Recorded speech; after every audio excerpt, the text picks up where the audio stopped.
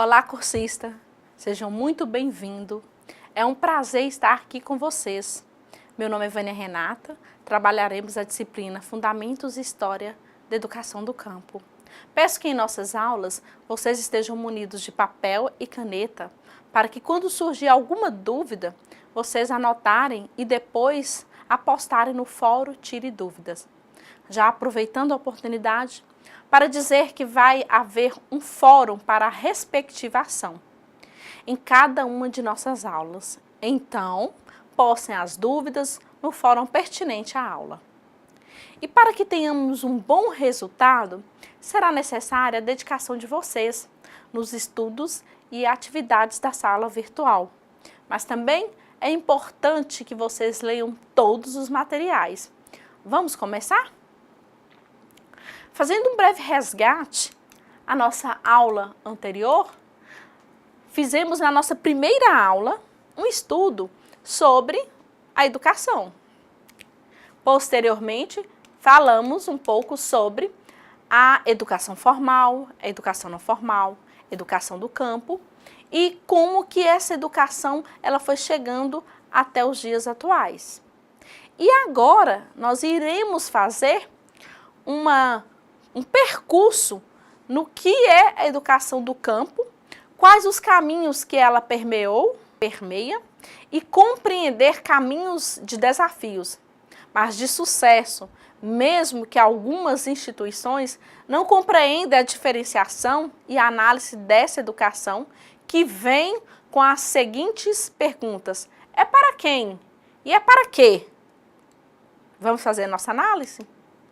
A nossa linha de tempo, ela vai se dar em toda a base educacional, em toda a base do processo histórico de formação do Brasil. Então, nós temos que a educação colonial, ela aconteceu no período de 1549 a 1822 e veio com a ação pedagógica dos jesuítas, no qual veio com a educação como instrumento de catequese. Mas com a expulsão dos jesuítas e com a reformulação pombalina, a gente observa que essa educação ela vai começando a criar formas. Tivemos a vinda da família real e o Estado assume os encargos da educação, principalmente com os impostos dos gêneros alimentícios destinados à manutenção da educação. Tivemos a criação de cursos superiores, criação das primeiras escolas para as meninas. Então, isso foi no período de 1549 até 1822. Educação colonial em 1823 e 1891. Nós temos a presença dentro do nosso contexto que a Constituição Imperial de 1824 trouxe as instruções, do primário gratuito para cidadão livre e escravo liberto. Então, não eram todas as pessoas que tinham direito à educação. Mas nós tivemos também alguns avanços. A Lei de Januário Barbosa, com a construção de escolas públicas nas vilas e povoados. Porém, nós temos a exclusão do campo. Tivemos a presença, nesse mesmo período, da congregação religiosa, no qual instalam escolas de ensino médio na província. A criação de escolas normais, dentro da primeira escola que aconteceu em Niterói, no Rio de Janeiro. Tivemos nesse mesmo período o ensino idealizado por André Bell, no qual ele vem com a discussão que criança aprende e ensina.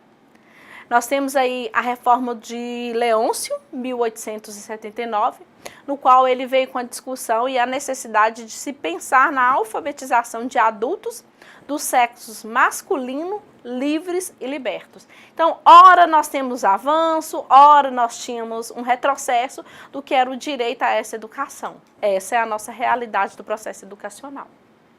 No período de 1889 a 1920, nós temos uma Constituição republicana, no período de 1891, que foi retirada do texto a referência à gratuidade, considerada o voto à alfabetização. Então, tira essa referência da gratuidade vinculada à questão da alfabetização. Porém, que nós temos um sistema de educação de classe acadêmica, voltada para as escolas superiores, escola primária e escola profissional. Em 1923, tivemos também a criação de instituições escolares para menores pobres das regiões rurais. Então, em 1923, começa a se enxergar esse ser, né, esse sujeito do campo com a necessidade de ter direito à educação. E nós temos também a discussão, né, em 1922, aí nós já estamos enxergando a Revolução Industrial, que falamos um pouco na segunda aula, que começa a modificar os pensamentos das pessoas, as reais necessidades. E aí nós temos que houve a criação da Associação Brasileira de Educação, a ABE, em 1924. Dentro desse período, imagina a efervescência de modificações dos pensamentos, das necessidades.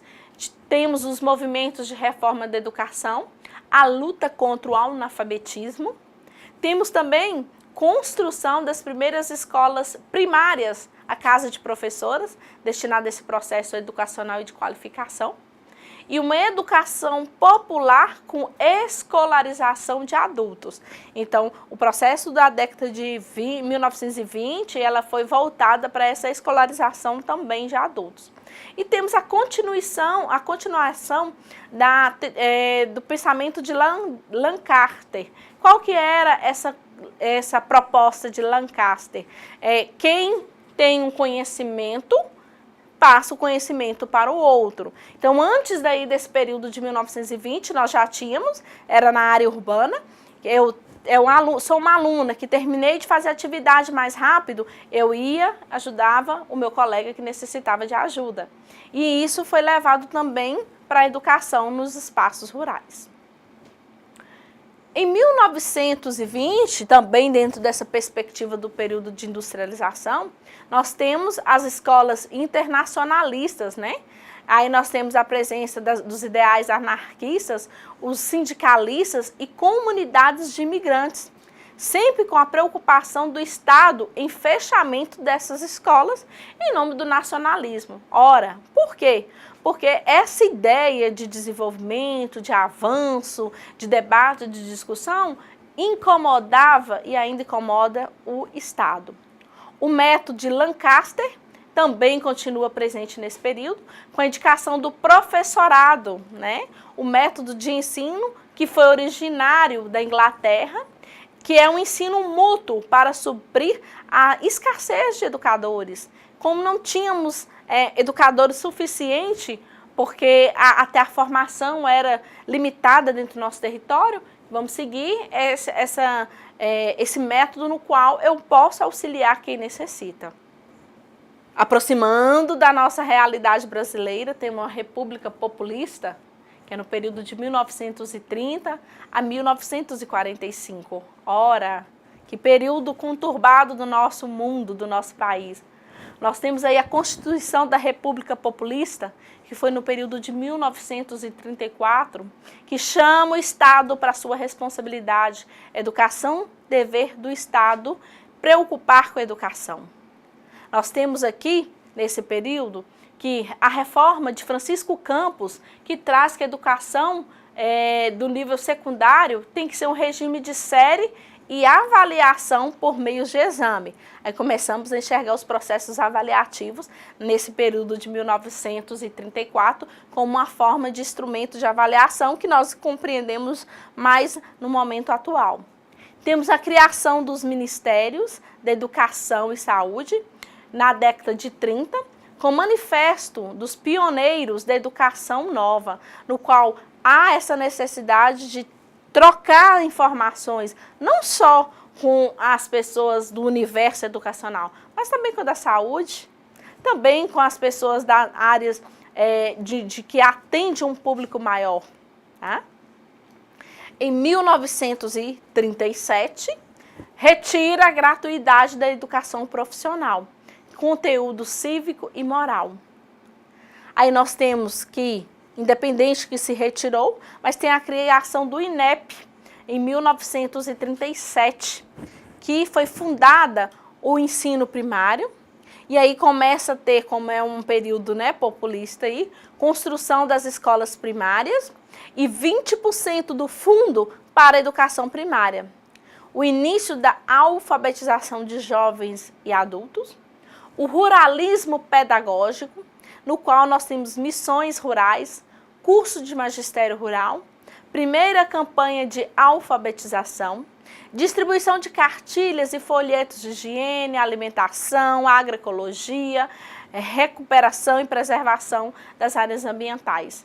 Nesse período de 1930 a 1945, nós temos o primeiro Congresso Nacional de Educação de Jovens e Adultos, a formação do primeiro curso de pedagogia pela Universidade Federal do Rio de Janeiro, no qual vai levantar várias discussões até hoje, né, em questão das questões rurais.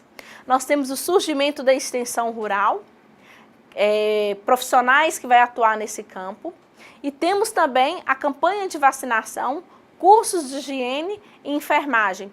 Ora, por que isso, professora? Justamente para trazer essa população no campo para o conhecimento. O conhecimento, por mais que em 1945 até 1930, né, anteriormente, era uma visão mais elitista, mas entre linhas ela tinha algo que a luta silenciosa de alguns movimentos já trazia essa necessidade de mudança da perspectiva das pessoas. E aí nós temos, né, a educação rural e a redemocratização, que foi um período de 1946 a 1958. E que dentro desse período nós temos que na Constituição de 1946, nós temos que a educação é direito de todos e ela deve ser laica. Aí começa a cada vez mais se distanciar a questão religiosa dentro do processo educacional. Porque sabemos, né, que o processo que os portugueses adentraram aqui dentro do nosso território foi a partir do catolicismo, a partir da catequização que os jesuítas foram proferindo para os nossos índios e que foi levando isso para todos os espaços. Mas em 1946, na Constituição Federal, desvincula essa ideia de religiosidade, que isso vai ser individual de cada ser humano. Nós temos a reestruturação da escola normal, organizado em 2 modelos. Olha que interessante. Nós temos um curso normal, né, destinado à capital, que ele é de 5 anos, é uma forma de estudo voltado para as pessoas que estão destinadas nas áreas urbanas. E temos um curso normal, rural, de 3 anos. E aí, nós temos que essa primeira escola rural, ela aconteceu, olha, a gente vai observar ao longo dos estudos que a região do Nordeste foi uma das regiões onde que foi mais discutido e avançado as questões da perspectiva educacional. Então, nós temos aí que foi em Pernambuco, em 1933, sendo reconhecida a nível nacional somente na Constituição de 1946.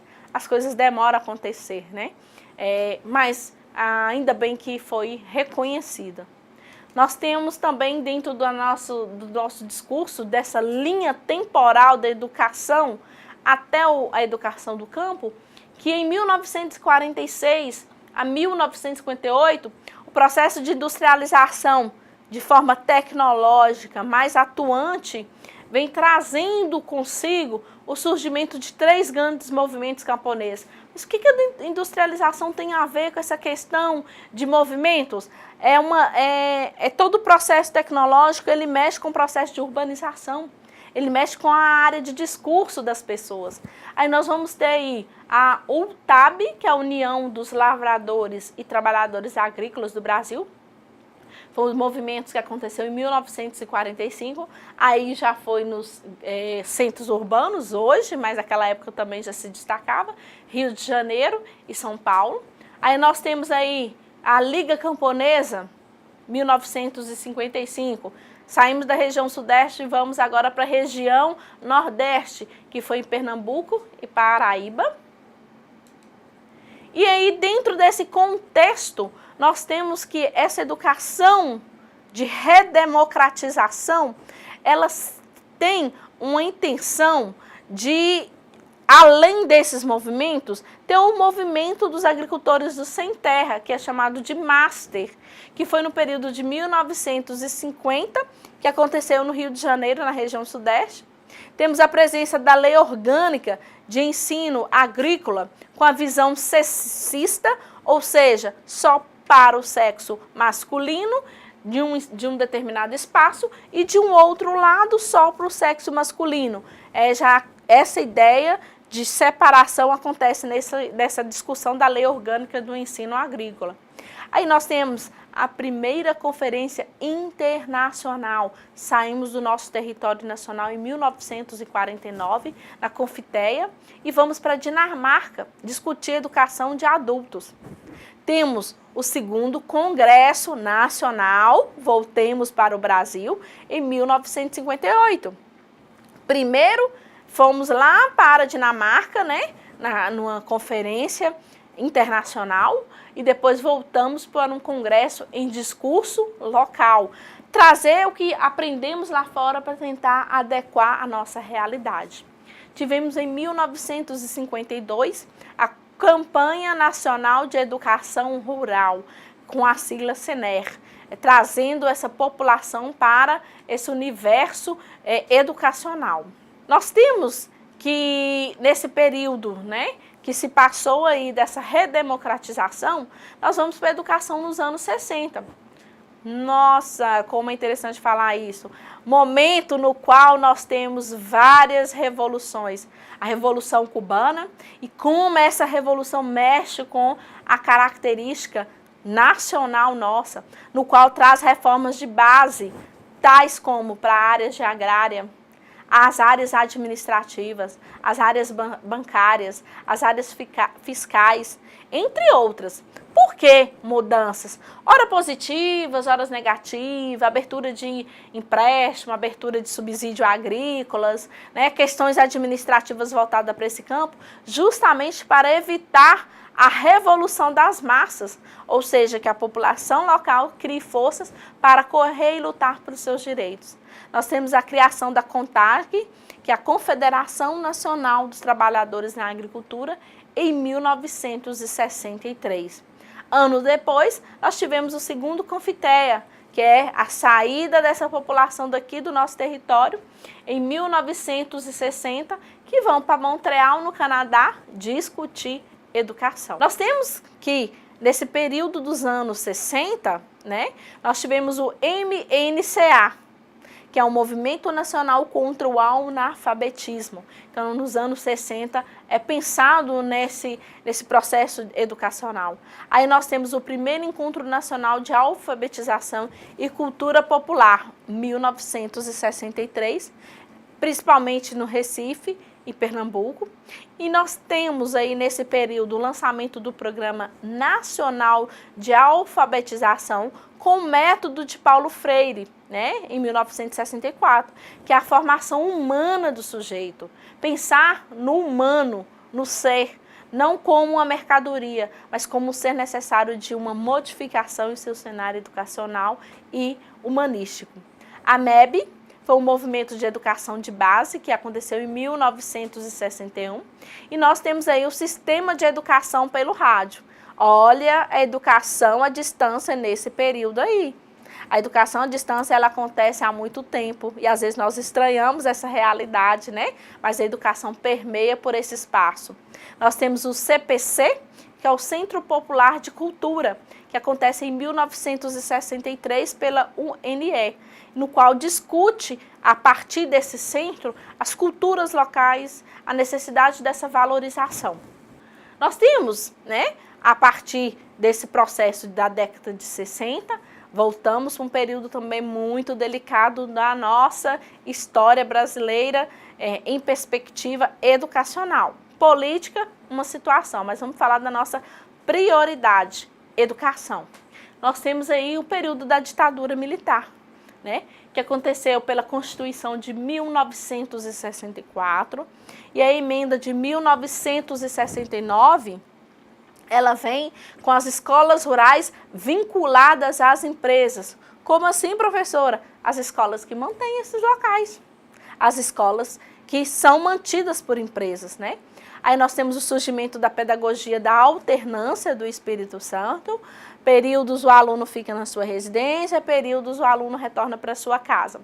E um projeto Rondon, um projeto sensacional. Vale a pena vocês aprofundarem no conhecimento desse projeto, que ele aconteceu no período de 1968, no qual as ações assistenciais e de interação sociocultural realizada pelos estudantes. Aí começamos a perceber esse educando, né, que está na área urbana, ele já sai, começa a se interagir em outros ambientes. É pesquisa, levantamento de dados, trocas de informações. A partir desse projeto Rondon, traz nos dados informativos essa troca de conhecimento. No período da ditadura militar, nós temos aí também a terceira Confiteia. Então tivemos a primeira em Dinamarca, segunda no Canadá e a terceira em Tóquio, no Japão. Bem, por mais que sejam países economicamente diferentes da nossa realidade, mas faz com que essas trocas de informações, mesmo distante da nossa realidade, possa somar com os grandes pensadores que se passou no processo da educação. Aí nós tivemos que nesse período de 1972, na ditadura militar, nós tivemos as atividades dos exilados, que contribuiu para a definição do conceito de educação popular, né? Um período conturbado, cheio de ideais, lutas.